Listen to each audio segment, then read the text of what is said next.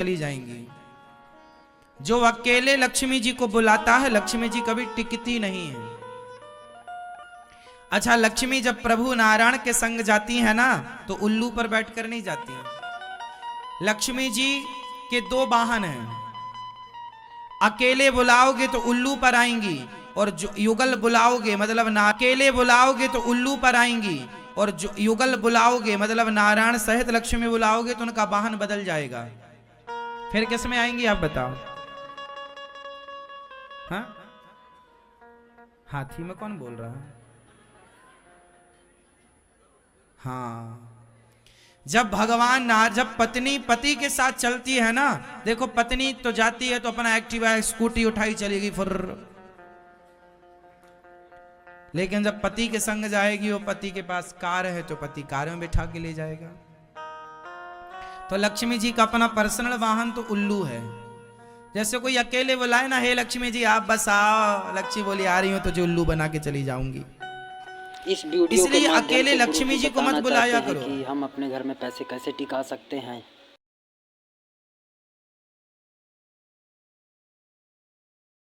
भगवान नारायण को बुलाओ। जब प्रभु नारायण को बुलाओगे तो लक्ष्मी जी उनके संग ही आएंगी, पत्नी कहां जाएगी? तो जब लक्ष्मी जी नारायण के संग आती हैं तो गरुण जी पर बैठ करके आती हैं। किस पर बैठकर आती हैं? आपने कभी जगन्नाथ जी गए हो तो वहां मंदिर के द्वार पर गरुण स्तंभ है। हमारे भारत में आप यहां रंग जी जाइएगा, वृंदावन में सोने का खंबा है, जहां वहां उस सोने के खंबा पर कौन बैठे हैं? गरुण जी। गरुण स्तंभ बोलते हैं। हम भारतीयों के मंदिर जब जब जहां जहां रहे, वहां पर गरुण स्तंभ जरूर रहा। कौन रहा? गरुण स्तंभ, गरुण जी।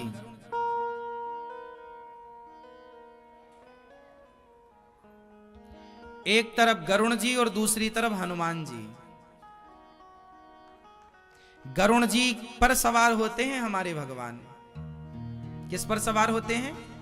और जो लक्ष्मी भगवान नारायण के संग गरुण में बैठकर आती हैं, वो आती तो हैं पर कभी जाती नहीं है, रह जाती हैं। और जो लक्ष्मी उल्लू पर बैठकर आती हैं, वो जल्दी भाग जाती हैं। इसलिए अकेले लक्ष्मी की उपासना नहीं, प्रभु नारायण के संग।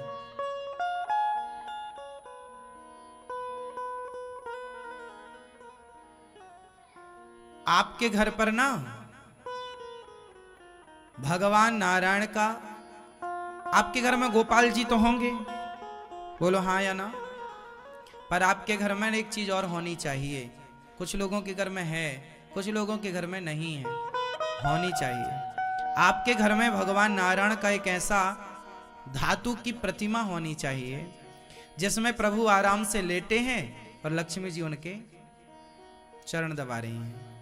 आपके घर में भगवान के ये विग्रह जरूर होने चाहिए, धातु के या पत्थर के, जो आपको मिल जाए कि भगवान लेटे हैं और लक्ष्मी जी उनके, जिस स्वरूप को आप लोग देखते हैं बैकुंठ में, बैकुंठ में भगवान शेष नाग के ऊपर लेटे हैं और लक्ष्मी जी उनके, घर में लक्ष्मी जी बैठी हुई होनी चाहिए, खड़ी हुई नहीं होनी चाहिए। खड़ा हुआ व्यक्ति तो जल्दी चला जाएगा, बैठा हुआ तो बैठे। तो जब नारायण लेटे होंगे और लक्ष्मी जी चरण दबा रही होंगी, तो ये स्वरूप आपके घर में धातु में होना चाहिए, ताकि आप उनको रोज स्नान करा सको, रोज तिलक करा सको, चरण अमृत पी सको और भगवान को इस रूप में प्रणाम कर सको। इस प्रतिमा से घर में धन धान्य की वृद्धि होती है।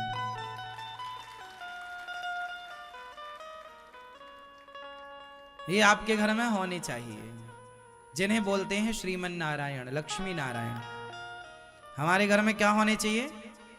लक्ष्मी नारायण भगवान, लक्ष्मी जी चरण दबाते हुए, ताकि वो आपके घर पे ही बैठ के दबाएं, फिर उन्हें कहीं जाए। दोनों पति पत्नी होंगे तो कहीं भटकने की जरूरत ही नहीं है।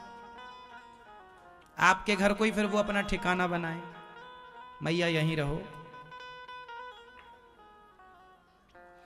उनकी प्रॉपर पूजा करो, भगवान श्रीमन नारायण को रोज नहलाओ, उनको लक्ष्मी मैया को नहलाओ।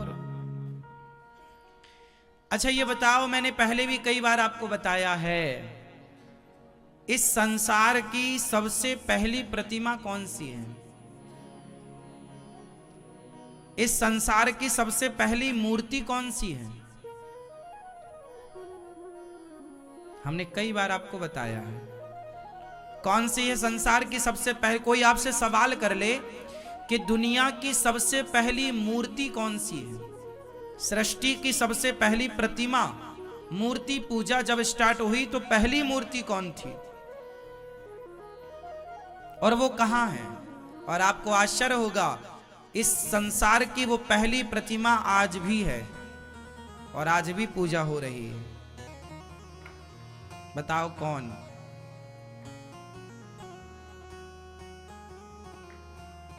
कौन है वो मंदिर? बताओ हमारे देश में वो कौन सा मंदिर है जिस मंदिर में इस संसार की पहली प्रतिमा विद्यमान है, पहले ठाकुर विद्यमान है? बताओ।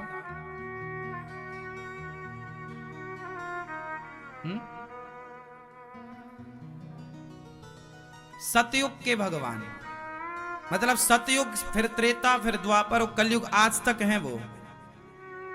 आज तक उनकी सतयुग से परंपरागत पूजा चली आ रही है। लाखों साल पुराना उनका इतिहास मौजूद है, लाखों साल। मोहनजोदड़ो हड़प्पा संस्कृति तो 1800 और 2000 साल पुरानी बात है, हम तो लाखों साल की बात कर रहे हैं।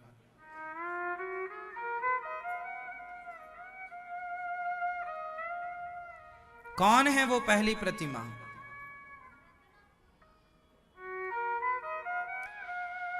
दशरथ जी का नाम क्या था पिछले जन्म में? क्या था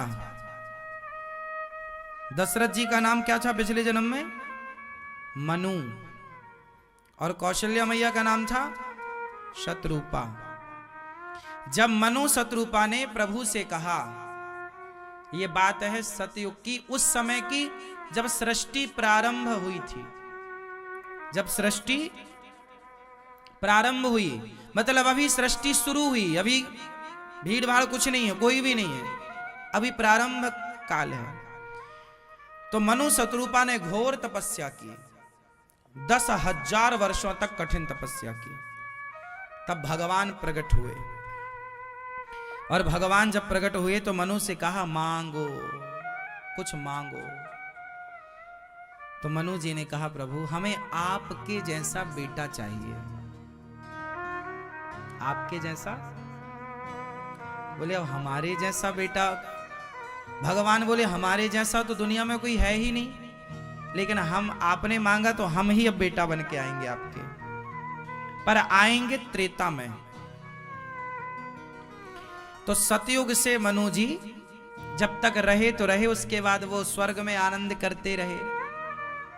तो मनु जी ने कहा कि प्रभु आप तो त्रेता में आएंगे, तब तक हमें कोई आधार तो दो, हम आपकी उपासना कैसे करें? तब भगवान नारायण ने अपनी एक प्रतिमा उन्हें प्रदान की। ये लो हमारी प्रतिमा ले जाओ और अयोध्या जी में स्थापित करो। मनु जी अयोध्या के राजा थे, तो मनु जी प्रतिमा लेकर के, भगवान ने जो प्रतिमा दी वो कैसी प्रतिमा थी? वही क्षीर सागर शेषनाग भगवान लेटे हैं, जस के तस, जैसे भगवान लेटे हैं शेषनाग भगवान के गद्दा नहीं है ना, तो शेष भगवान के सुंदर से हो उस पर ही लेटे हैं, गद्देदार सांप गद्देदार उस पर लेटे हैं, कुंडी पर जो शेषनाग भगवान की कुंडी है उस पर लेटे हैं, और ऐसे हाथ किए हुए हैं, और लक्ष्मी जी उनके चरण दबा रही हैं। बिल्कुल इसी स्वरूप को, लक्ष्मी सहित स्वरूप को प्रभु ने प्रकट कर दिया, प्रतिमा को प्रकट किया और मनु जी को प्रदान किया। मनु जी लेकर अयोध्या जी आए। फिर मनु जी के वंश में जितने राजा हुए वो सब इनकी पूजा करते रहे, यहां तक कि मनु जी जब दशरथ बनकर आए तो इनकी पूजा की। प्रभु राम ने भी पूजा की। आपने सुना होगा, एक बार कौशल्या मैया पूजा कर रही थी, तो मैया ने राम जी को दूध पिला के लिटाया पालने पर, और जब पूजा करने रंगनाथ भगवान के अंदर गई तो वहां भी राम यहां वहां दुई बालक देखा। रामचरितमानस में शंकर जी स्तुति कर रहे हैं तो रंगनाथ भगवान का नाम ले रहे हैं।